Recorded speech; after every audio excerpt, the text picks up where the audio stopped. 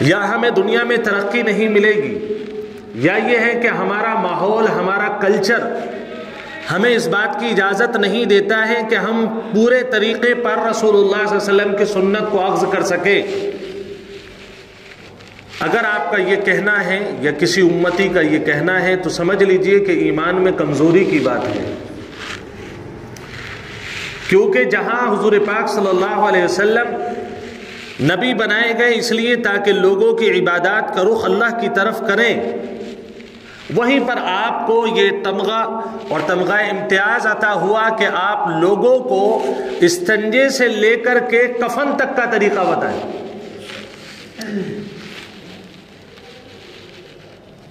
ایک صاحب نے اشکال کیا تھا حضور پاک صلی اللہ علیہ وسلم کے صحابہ سے،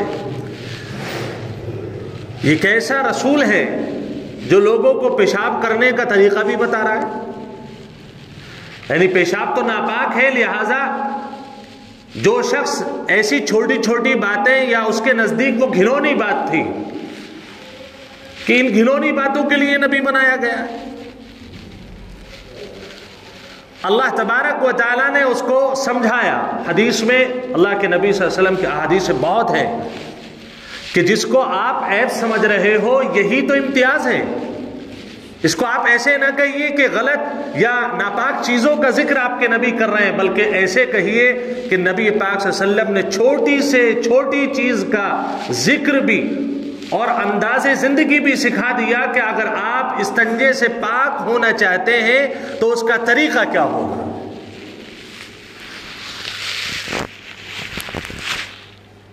حضور پاک صلی اللہ علیہ وسلم نے بچپن میں کیا کرنا ہے وہ سکھایا، جوانی میں کیا کرنا ہے وہ سکھایا، بڑھاپے میں کیا کرنا ہے وہ سکھایا، شادی میں کیا کرنا ہے وہ سکھایا، اگر کسی کا انتقال ہو جائے کیا کرنا ہے وہ سکھایا، اس کے علاوہ تجارت آپ کو کیسے کرنی ہے وہ سکھایا، اگر آپ کسی کے ہاں مزدور ہیں آپ کو کس انداز پر مالک کے ساتھ وفاداری کرنی ہے یہ سکھایا، اگر آپ مسجد میں آ رہے ہیں تو کس انداز سے آئیں گے، پہلے کون سا پیر رکھیں گے، نکلتے وقت کون سا پیر رکھیں گے، آقا نے میرے یہ سکھایا۔ اگر والد کے سامنے بیٹھے ہوئے ہیں تو کتنے ادب کی ضرورت ہے، کون سا تمدن آپ کو چاہیے، کیا ثقافت آپ کو چاہیے، والد سے کیسے بات کرنی چاہیے، یہ میرے آقا نے سکھایا۔ ماں کے پاس بیٹھو تو کس انداز سے بیٹھنا ہے وہ سکھایا، چار آدمیوں میں بیٹھے ہو کس انداز سے بیٹھنا ہے وہ سکھایا، کوئی گوشہ چھوڑا نہیں ہے۔ ہمارے ذہنوں میں یہ فطور ہے، ہمیں ایسا محسوس ہوتا ہے کہ رسول اللہ صلی اللہ علیہ وسلم نعوذ باللہ من ذالک صرف ایک گوشے کے لیے آئے ہیں، اور وہ گوشہ یہ تھا کہ بھئی آپ نماز کیسے پڑھو گے، آپ قرآن کیسے پڑھو گے، بس۔ ہم نے نبوت کو اس کا مطلب 100 میں سے 99.99% نہیں سمجھا، اتنے سے مقصد کے لیے نہیں، یہ مقصد عبادت والا بہت اہم ہے، لیکن کیا اللہ نے جب پیدا کیا تو کیا اسے یہ معلوم نہیں ہے کہ یہ 5 وقت کی نماز پڑھیں گے، 5 وقت کے علاوہ اگر آپ 15 منٹ لے کر کے چلتے ہیں تو آپ اس اعتبار سے 15 پنجے 45، اب اگر 45 منٹ کی بات ہے 24 گھنٹے میں سے 45 منٹ نکالتے ہیں تو کیا رب کو یہ معلوم نہیں ہے نعوذ باللہ کہ باقی 23 گھنٹے میں یہ بندہ کیا کرے گا؟ صرف 45 منٹ کے لیے آپ کے نبی کو آپ تک بھیجا، آپ غلط فہمی میں ہیں۔ نبوت کا تقاضا صرف یہ سمجھانا نہیں ہے کہ آپ ٹوپی کیسے پہنے، کرتا کیسے پہنے، وہ جز ہے ایک دین کا، لیکن مکمل دین جتنے بھی تقاضے ہیں زندگی کے ان سب میں رہنمائی کرنا نبوت کے سارے مقاصد ہیں۔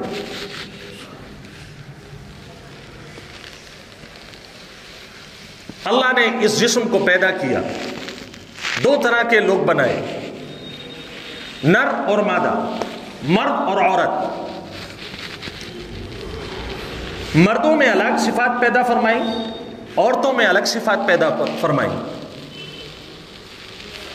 میں آج جس عنوان پر بات کرنے جا رہا ہوں بڑا تلخ ہے، لیکن یہ کڑوا گھونٹ جو دوا کا ہے وہ اللہ کی دی ہوئی ٹونک ہے، اور جو ایسے مان لیجئے کہ ایک قسم کا ملٹیپل سالٹ جس کو کہا جاتا ہے وہ ہے۔ اگر یہ ڈوز ہم نے اپنے آقا کے لیے، اپنے رب کے لیے اس کو اگر گلے سے نیچے اتار لیا، خدا کی قسم معاشرہ دیکھتے دیکھتے سدھر جائے گا۔ بس اس کو سننے کی نیت آپ پہلے طے کر لیں۔ سننے کی نیت یہ ہے کہ میں اس کو پہلے اپنے اوپر اپلائی کروں گا۔ ہماری سننے کی غرض کبھی کبھی بدل جاتی ہے، بڑی معذرت کے ساتھ۔ ہم یہ سنتے ہیں کہ ہم نے آج بیان یہ سنا ہے، یہ کس پہ فٹ آ رہا ہے؟ اس بیان کے مطابق وہ گندا، اس بیان کے مطابق اس میں برائی، اس بیان کے مطابق وہ گناہگار۔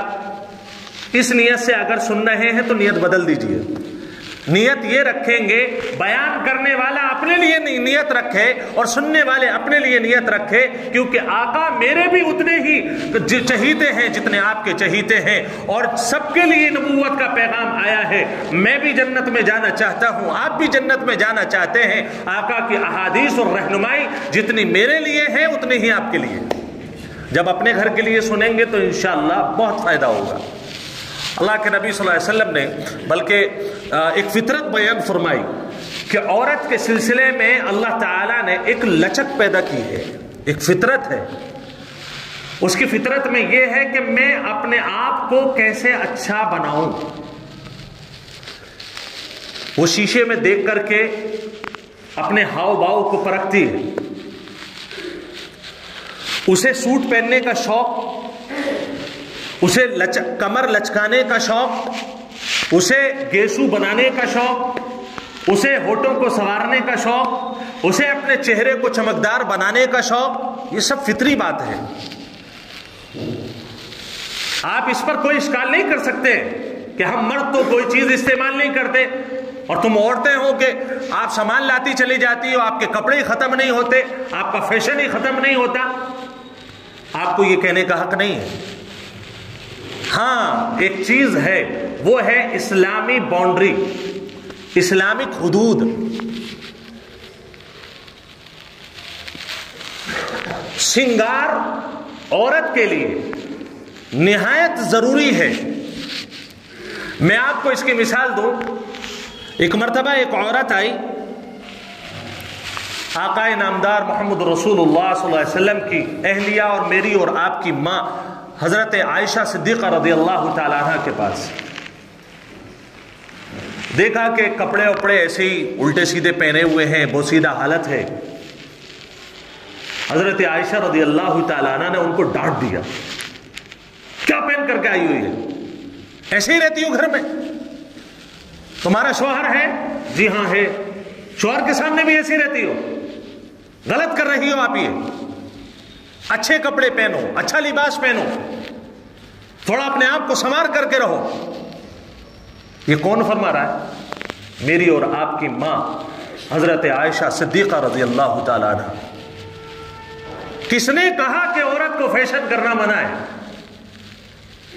فیشن کا مطلب میک اپ، اس کے حدود کیا ہیں وہ آگے انشاءاللہ ذکر ہوں گے، لیکن پہلے اس بات پر آ جائیے۔ عورت کی جو فطرت ہے اللہ نے اس کو میک اپ سے ٹچ کیا ہے۔ اگر وہ آراستہ ہوتی ہے، گیسوؤں کو سنوارتی ہے، بالوں کو سنوارتی ہے، اچھے کپڑے اچھے موزے پہنتی ہے، اور آپ سے وہ مطالبہ کر رہی ہے اور آپ کا بجٹ بھی ہے، آپ کو لا کے دینا چاہیے۔ حضور پاک محمد رسول اللہ صلی اللہ علیہ وسلم کے پاس ایک عورت آئی، حضرت ہندہ، حضرت امیر معاویہ رضی اللہ تعالیٰ عنہ کی اہلیہ ہے۔ حضرت امیر معاویہ رضی اللہ تعالیٰ عنہ کی والدہ، حضرت ابو سفیان رضی اللہ تعالیٰ عنہ کی اہلیہ۔ اس وقت کی عورتیں چاقو چلانا جانتی تھی، تلوار چلانا جانتی تھی، جنگ و جدال میں ماہر تھی۔ اچھا وہ یہ بھول بیٹھی تھی اس جنگ و جدال میں کہ اللہ نے ہمیں عورت بھی بنایا ہے۔ ایک وقت آیا اللہ تعالیٰ نے ان کو ایمان دیا، مسلمان ہوئی۔ حضور پاک صلی اللہ علیہ وسلم کے پاس ایک مرتبہ آئیں اور آپ نے ان کا ہاتھ دیکھا، مطلب ہاتھ پر نظر پڑ گئی، تو ہاتھ کے اوپر روکھا روکھا پن تھا، ایسا لگ رہا تھا جیسے مردوں کا ہاتھ ہو۔ آپ نے فرمایا ہندا یہ کیسے مردوں والے ہاتھ بنا رکھے ہیں تم نے، مہندی نہیں لگاتی ہو؟ کہا نہیں جی، مہندی لگانا، ہتھیار چلانے والوں کو مہندی سے کیا تعلق، تلوار چلانے والی عورت کو مہندی سے کیا تعلق؟ آقا نے فرمایا نہیں، آپ کسی کی بیوی بھی ہو، آپ کو چاہیے کہ آپ ہاتھوں پر مہندی لگائیں، سنگار کریں۔ اور بلکہ ایک حدیث میں آپ کو سناتا ہوں، ہو سکتا ہے کہ اس میں آپ کو عورتوں کو سمجھانے کا موقع مل جائے۔ عورتوں کا بڑا عجیب و غریب انداز ہمارے گھروں میں ہے، اور یہ ہم نے بنایا ہے۔ اور وہ انداز کیا ہے کہ گھر میں جب رہتی ہیں تو ایسے لگتا ہے جیسے کہ گھر میں کوئی بھنگن آئی ہے جو ٹوائلٹ اور باتھ روم صاف کرنے کے لیے آئی ہے اور 1-1.5 گھنٹے کے بعد گھر سے چلی جائے گی۔ وہ جھولا چھاپ کپڑے پہنیں گی جس کے اندر 2 عورتیں سما جائیں، پھر اس کے بعد نہ کوئی مہندی کا پتہ۔ مہندی کا پتہ کب چلتا ہے؟ جب کوئی فنکشن آتا ہے۔ سنگار میں لپسٹک جیسی چیز جس کے اندر پلاسٹک نہ ہو، غلط اعضاء نہ ملائے گئے ہوں۔ پلاسٹک کا مطلب یہ ہے کہ اس کو لگانے کے بعد پانی اندر سرایت نہ کرتا ہو۔ آج کل لپسٹک کچھ ایسی بھی چل رہی ہیں 2-2 3-3 دن تک چلتی ہیں۔ اسے کرنے کے بعد اگر وضو کیا ہے تو نماز نہیں ہوگی، اور اگر ایسی لپسٹک ہے کہ بھئی نماز کے ٹائم پر، وضو کے ٹائم پر اتر جائے گی، یہ لپسٹک لگانا بھی میک اپ کے اندر شامل ہے، شریعت آپ کو اجازت دیتی ہے۔ نیل پالش کچھ کام ہے، نیل پالش لگانا درست نہیں ہے، لیکن آپ اس کو مہندی سے رنگ سکتے ہیں۔ پلاسٹک کے اعضاء لگانا انشاءاللہ آگے بات آئے گی، لیکن مطلب اس بات، یہاں میں جس بات پر فوکس کر رہا ہوں وہ یہ ہے کہ عورتوں کو میک اپ سے اللہ نے ٹچ کیا ہے، لیکن یہ انہیں یاد نہیں آتا۔ یہ یاد آتا ہے کسی کا ناجائز برتھ ڈے ہو تو یاد آئے گا، کسی کے یہاں پر فنکشن ہو تو یاد آئے گا، پڑوسی کے یہاں شادی ہو تو یاد آئے گا، کسی کے یہاں پر کوئی رسم و رسومات ہو رہی ہو تو تب یاد آئے گا۔ بھئی کسے دکھانا ہے آپ کو اپنا میک اپ؟ بولے وہ فلانے آئیں گی، پڑوسنے آئیں گی، ذرا دیکھتے ہیں کہ کس کا سوٹ زیادہ اچھا نکلتا ہے۔ اکثر عورتوں کو یہ بیماری ہے، میچ کریں گی پڑوسن کے کپڑوں سے، اس کے کپڑے آج اس نے ایسے پہن لیے اور میرا کپڑا اس سے میچ کر گیا، مطلب یہ ہے کہ میں نے آج کچھ پہنے ہی نہیں، پوری پارٹی خراب۔ اور کچھ وہ میں کہوں گا ملعون وہ عورتیں ہیں جو صرف اس لیے کپڑے اور میک اپ کر کے جاتی ہیں تاکہ لڑکوں کی نظر ان کے اوپر پڑ جائے۔ اور یہ ملعون میں نہیں کہہ رہا ہوں، اللہ کے پیارے نبی محمد رسول اللہ صلی اللہ علیہ وسلم نے ارشاد فرمایا۔ اب میں اچھی عورتوں کی بات کر رہا ہوں۔ اللہ کے نبی صلی اللہ علیہ وسلم سے پوچھا گیا، حضرت ابو ہریرہ رضی اللہ تعالی عنہ اس حدیث کے راوی ہیں، قیل یا رسول اللہ ای النساء خیر، وہ کون سی عورت ہے جو بہترین ہو؟ یا اس کو آپ بدل لیجئے، اس سوال کا ایک انداز ترجمہ یہ بھی ہے کہ عورتیں وہ کون سی خصلتیں، وہ کون سی صفات اختیار کریں کہ وہ اپنے شوہر کے سامنے ہیروئن بن جائے۔ 3 چیزیں بتائیں آقا نامدار علیہ الصلوۃ والسلام نے۔ اگر کسی عورت نے ان 3 چیزوں کو اختیار کر لیا، اپنے شوہر کی نگاہ میں ہیروئن سے کمتر نہیں ہوگی۔ پہلی چیز اللہ کے نبی صلی اللہ علیہ وسلم فرماتے ہیں، دیکھو سب سے پہلے تسرہ اذا نظر، کہ جب اس کا وہ ایسے اخلاق، ایسے کردار، ایسا ہاؤ بھاؤ بنا کر کے رکھے کہ جب اس کا شوہر اس کی طرف نظر ڈالے تو اسے ایک طرح کی اندر سے بہترین فیلنگ آئے، واقعتاً میری بیوی بہت اچھی ہے، بہت خوبصورت ہے۔ یعنی ایسی بیوی اپنے آپ کو بنا کر کے رکھے کہ اس کی نگاہ کسی غیر محرم عورت کی طرف جائے نہیں، اسے لگے کہ اللہ تعالیٰ نے دنیا میں اگر کوئی حور اتاری ہے تو وہ میری بیوی ہے۔ پاکیزہ مرد یہ کام کرتے ہیں، وہ اپنی بیوی کو سب سے اچھا سمجھتے ہیں، یہ آج کل ایک ٹرینڈ چل چکا ہے، یہ جو انٹرنیٹ نے چلایا ہے اور میڈیا نے چلایا، میڈیا تو نہیں کہیں گے آپ، سوشل میڈیا آپ اس کو کہہ سکتے ہیں، ایک ٹرینڈ چلایا ہے کہ بیوی کی طرف یہ نظریہ ڈال دیا کہ بیوی تو اپنی ہے، تو پرانی ہے، اس سے کوئی مطلب نہیں ہے، دوسروں کی بیویاں اچھی لگتی ہیں۔ حالانکہ شریف النفس انسان کو ہمیشہ اپنی ہی بیوی اچھی لگتی ہے، چاہے وہ کالی ہو، گوری ہو، لمبی ہو، گٹی ہو، کیونکہ وہ شریف النسل انسان ہے تو اسے صرف اپنی بیوی اچھی لگے گی۔ اللہ کے نبی صلی اللہ علیہ وسلم نے فرمایا اگر کوئی عورت یہ چاہتی ہے کہ میں بہترین عورت آقا نے جس کو فرمایا وہ بن جاؤں، تو ایسا کرو تسرہ اذا نظر، اپنے اخلاق ایسے بناؤ کہ شوہر جب آئے تو اسے احساس ہو کہ میری بیوی کے اخلاق بڑے اچھے ہیں، پانی پوچھے، کھانے کو پوچھے، ناشتے کو پوچھے، یہ تمام چیزیں پوچھنے کے بعد اس کے ساتھ ساتھ اس کا جو لباس ہے اس کو بنا کر کے رکھے۔ اچھا عورت کب پسند آئے گی شوہر کو؟ جب وہ گندے کپڑوں میں ہوگی، اس کے اندر پسینے کی بدبو آ رہی ہوگی۔ ان تمام چیزوں سے کبھی عورت کسی کو پسند نہیں آتی ہے، کسی شوہر کو پسند نہیں آتی ہے۔ کچن والے حالات ہیں، ٹوائلٹ والے حالات ہیں، میکسی پہن کر کے گھروں میں ٹیل نہیں ہے، اور بال ایسے ہیں کہ صبح کو جیسے لحاف میں سے نکلے پورا دن ویسے ہی رہیں گے۔ یہ وہ عورتیں ہیں جو شوہروں کو پسند نہیں آتی ہیں۔ اللہ کے نبی صلی اللہ علیہ وسلم فرمایا ایسی بن کر کے رہو کہ جیسی نظر شوہر کی پڑھے تو وہ یہ کہے کہ یہ میری بیوی بہت اچھی ہے۔ ایک چیز، دوسری چیز اللہ کے نبی صلی اللہ علیہ وسلم نے یہ بھی فرمائی کہ شوہر کے سلسلے میں ایک امانت دار رہو، مال کے سلسلے میں اور حکم کے سلسلے میں۔ وَتُطِيعُهُ إِذَا أَمَرَ، وہ کہہ رہا ہے کہ بھئی آج ناشتے میں مجھے چنے چاہیے۔ عورتوں کا مزاج کیا ہے آج کے دور میں؟ ہم نے بیٹیوں کی پرورش کرنے کے بعد شوہروں کے حوالے کی کس طریقے سے؟ ہم نے کبھی بیٹیوں سے کوئی کام تو کرایا نہیں، کھانا تو پکوایا نہیں، انہیں یہ تو سکھایا نہیں بیٹے گھرستی کیا ہوتی ہے، گھر کیا ہوتا ہے، شوہر کیا ہوتا ہے، بس یہی کراتے رہے کہ نام لے کر کے اپنی اہلیہ کا، بھائی بیٹی چائے مانگ رہی ہے، چائے کیوں نہیں دیتی آپ؟ کھانا اس کی ماں سے بنوایا، چائے اس کی ماں سے بنوائی، کپڑے اس کی ماں سے دھلوائے، سب کام اس کی ماں کر رہی ہے۔ اور جب وہ 18-20 سال کی ہوئی اور اس کے نکاح کا مطلب آپ کے ذہن میں بات آئی نکاح کر دیں، لیکن اس سے پہلے کبھی سوچا آپ نے کہ آپ نے اس کو سکھایا ہے کہ شوہر کی قیمت اور شوہر کی گھرستی اور شوہر کی عزت کیا چیز ہوتی ہے؟ جب آپ نے گھر پر کبھی اس سے ایک کپ چائے نہیں بنوائی، آپ یہ امید رکھ رہے ہیں کہ آپ کی بیٹی اپنے شوہر کے دل میں جگہ بنا پائے گی؟ نہیں ہو سکتا ہے۔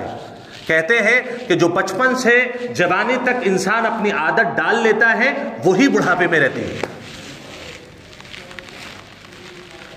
اللہ کے نبی صلی اللہ علیہ وسلم فرما رہے ہیں کہ دیکھو شوہر کے معاملے میں اطاعت کا معاملہ کرو۔ وہ یہ کہہ رہا ہے کہ آپ کو جمعے کی بازار نہیں جانا ہے،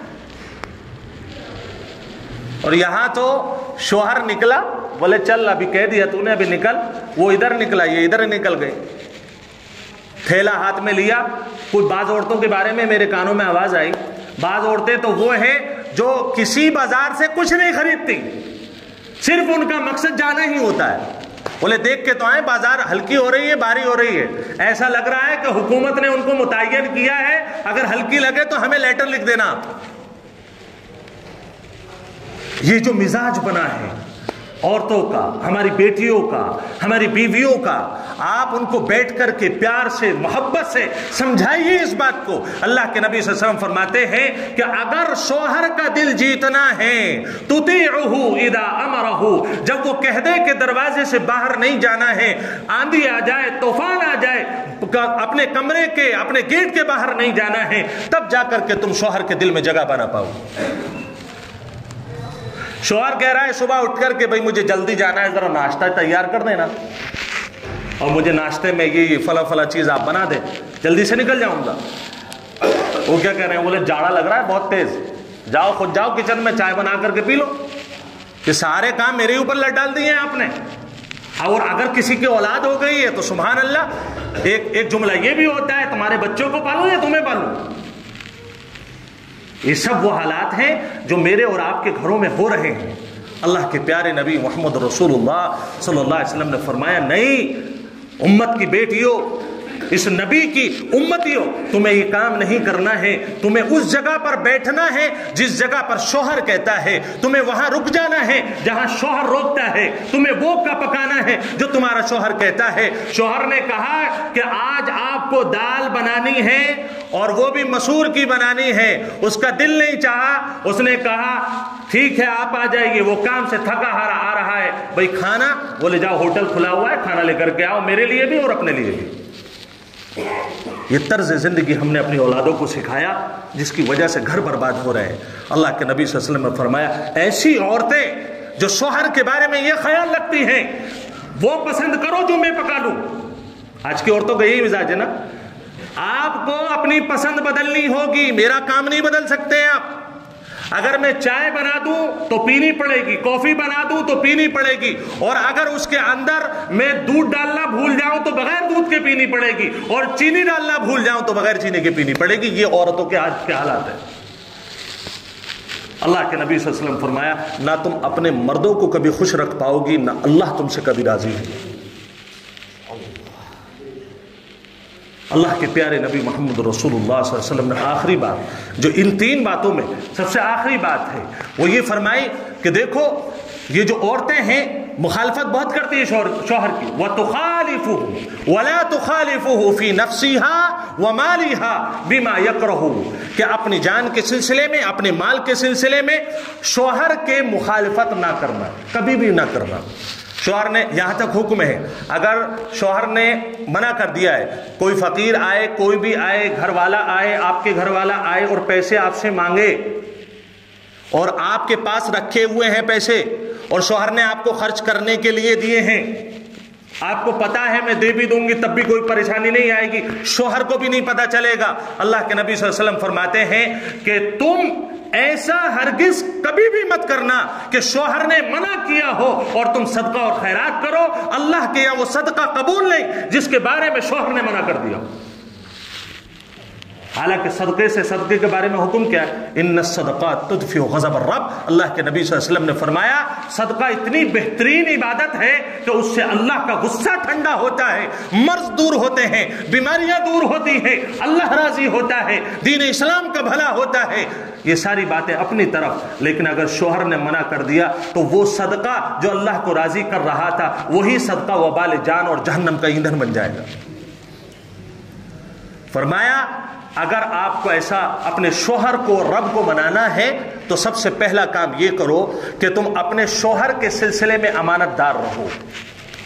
شوہر جن چیزوں کو منع کرے وہ کبھی مت کرو، شوہر جو حکم دے رہا ہے وہ حکم تم ادا کرو۔ یہ ساری چیزیں اگر تم کر لو گی تو تم اپنے شوہر کے نزدیک بہترین بیوی بنو گی، اور اس کے بعد تمہیں کبھی یہ شکایت کا موقع نہیں ملے گا کہ میرا شوہر مجھ سے پیار اور محبت نہیں کرتا ہے، وہ محبت نہیں کرے گا۔